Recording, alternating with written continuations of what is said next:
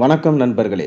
கொடைக்கானலில் முதல்வர் ஸ்டாலினின் ரகசிய அறையில் சந்தித்த மூத்த அமைச்சர்கள்.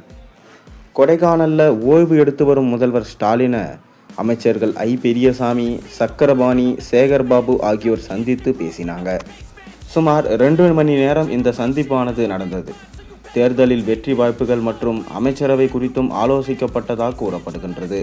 இதில் காங்கிரஸ் தலைவர் செல்வ பெருந்தகையும் இருந்ததாக சொல்லப்படுகிறது. அதாவது தமிழக சட்டசபை தேர்தல் ஒரே கட்டமாக 234 தொகுதிகளுக்கும் நடந்து முடிஞ்சிருக்க நிலையில் தேர்தல் முடிவுகள் வரும் மே 4 வெளியிடப்படுது. இதற்கு இன்னும் 5 நாட்கள் உள்ள நிலையில் தமிழக முதல்வர் ஸ்டாலின் கொடைக்கானலுக்கு சென்று குடும்பத்தோட ஓய்வு எடுத்துட்டு வரார்.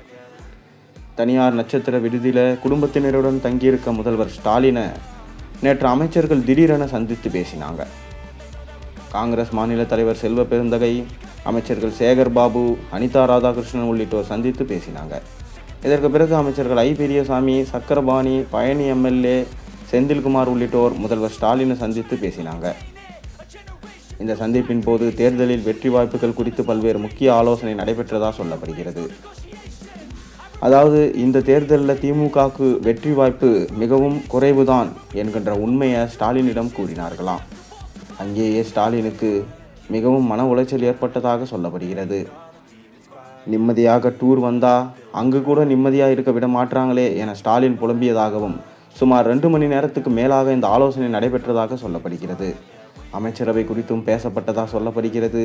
இதற்கு பிறகு செய்தியாளர்களை சந்தித்த அமைச்சர் பெரியசாமி, வீட்டு வசதி வாரியத்தில் வீடு ஒதுக்கப்படுவதில் முறைகேடு நடந்ததா அமலாக்கத்துறை தொடர்ந்த வழக்கில் இது பொய்யான வழக்கு, எந்த குற்றச்சாட்டும் நிரூபிக்கப்படவில்லை என தீர்ப்பு வழங்கியிருக்கு.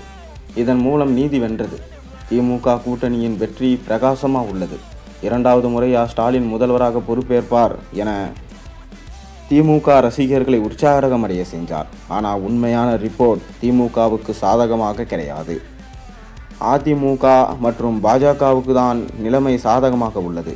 காரணம், தாவேகா விஜய் ஓட்டுகளை பிரிக்கிறார்.